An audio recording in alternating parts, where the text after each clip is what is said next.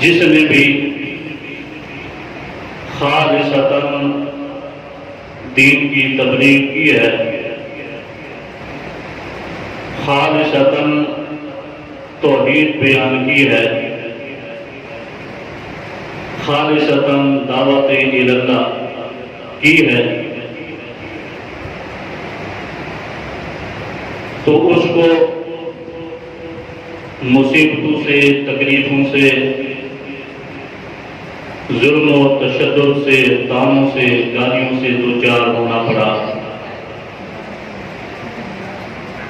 کسی نے دقی انگوش کہا، کسی نے شدت پسند کہا، دہشت گرد کہا، کسی نے جادوگر کہا، مجنون کہا، کسی نے شاعر کہا، کچھ کہا۔ غرض یہ کہ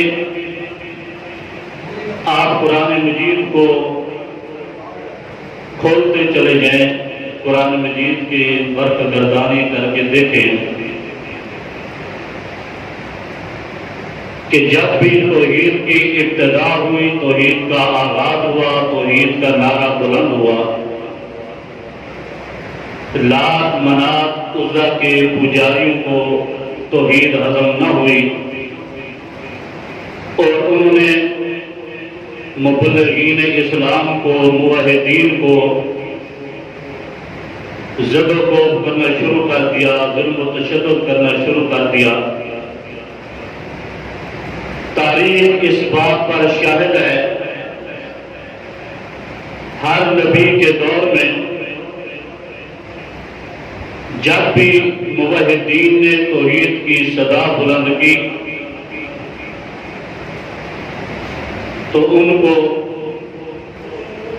قتل کر دیا گیا، جلا دیا گیا، ٹکڑے ٹکڑے کر دیا گیا۔ اور آج بھی ایسے ہی ہے کہ جو بندہ بالکل خالص توحید بیان کرے گا، اس کے اندر شرک کی ملاوٹ نہ ہو، جو بندہ بالکل خالص توحید بیان کرے گا، اس کو فرقہ پرستی بھی کہا جائے گا، اس موحد کو دہشت گرد بھی کہا جائے گا، شدت پسند مولوی بھی کہا جائے گا، بہت کچھ کہا جائے گا۔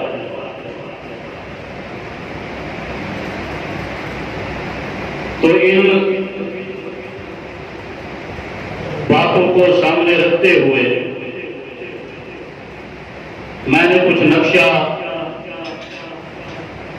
صحابہ کرام کا اور قرآن مجید نے جو بات ہمیں خود بتلائی ہے کہ ذرا قرآن مجید کو کھولو، اگر تمہارے پاس فرصت ہے، اگر تمہارے پاس ٹائم ہے تو تھوڑا سا وقت نکال کے قرآن مجید کے اوپر غور کرو، فکر کرو کہ جن لوگوں کے اوپر ظلم ہوئے کس وجہ سے ہوئے، آخر کیا وجہ تھی۔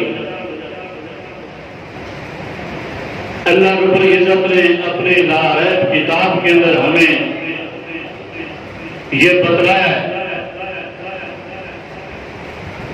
کہ اگر تم میرے نبی کے دین سے بالکل خالص محبت کرو گے اور خالص تم توحید بیان کرو گے، تمہارے پر تکلیفیں آئیں گی، مصیبتیں آئیں گی، ظلم و تشدد بھی کیا جا سکتا ہے، تمہاری جان بھی جا سکتی ہے، لیکن تمہارا ایمان اسی طرح کا ہونا چاہیے جس طرح حضرت آسیہ کا تھا۔ یہ قرآن مجید کہتا ہے 28واں پارہ۔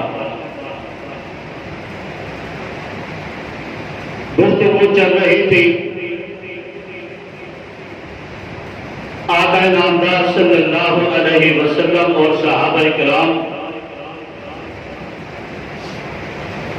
ان کی ہجرت کی کہ اسی توحید کی وجہ سے اللہ کے نبی کو صحابہ کرام کے ساتھ ہجرت کرنا پڑی.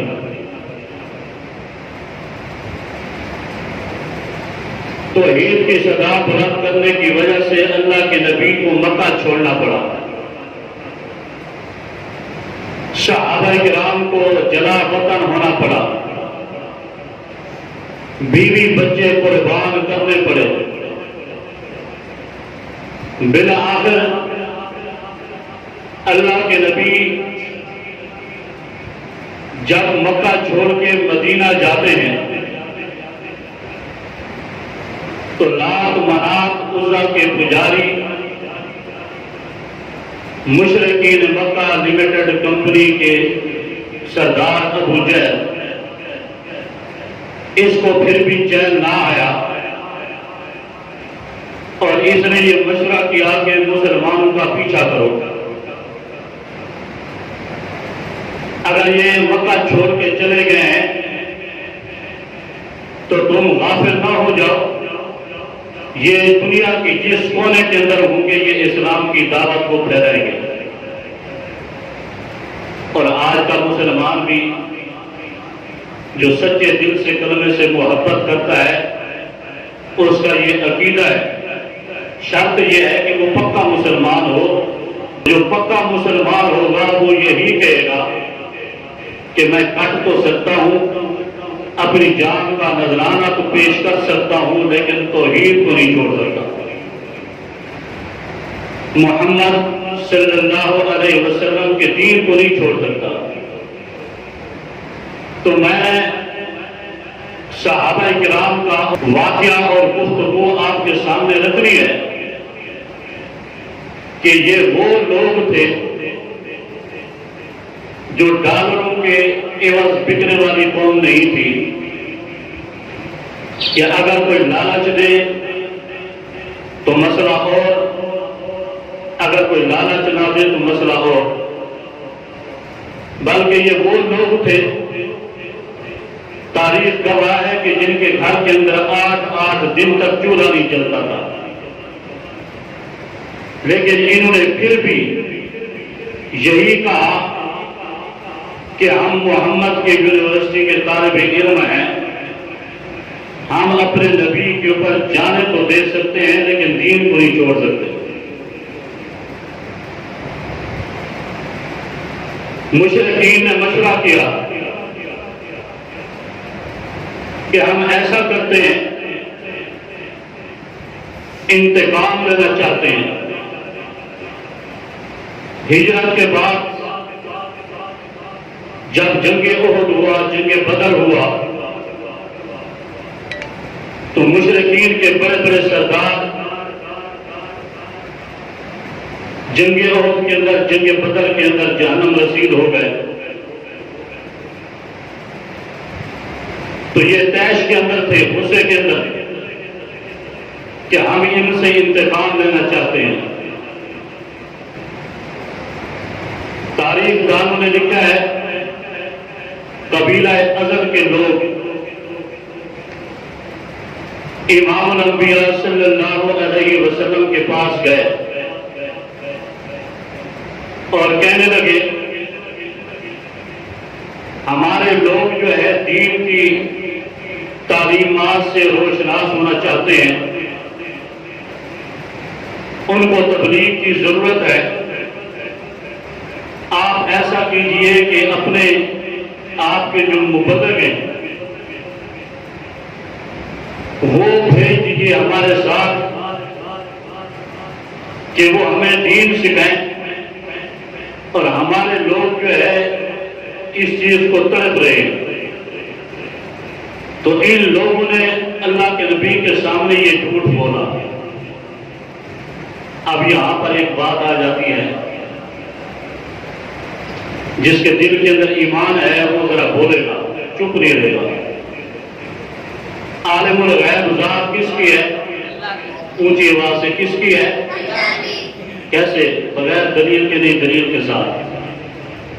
جب ان کافروں نے, مشرکوں نے کہا اے اللہ کے نبی ہمیں کچھ لوگ چاہیے جو ہمیں دین کی تعلیم دیں, اور انہوں نے جھوٹ بولا اصل ان کا ارادہ یہ تھا کہ ہمارے ساتھ جتنے بھی لوگ جائیں گے ہم ان کے پر ظلم کریں گے، ان کو قتل کریں گے۔ اگر امام الانبیاء غیب کا علم جانتے تو وہ کہہ دیتے کہ نہیں میں نہیں بھیج سکتا، تم جھوٹ بول رہے ہو۔ لیکن اللہ کے نبی نے 10 صحابہ کرام روانہ کر دیے۔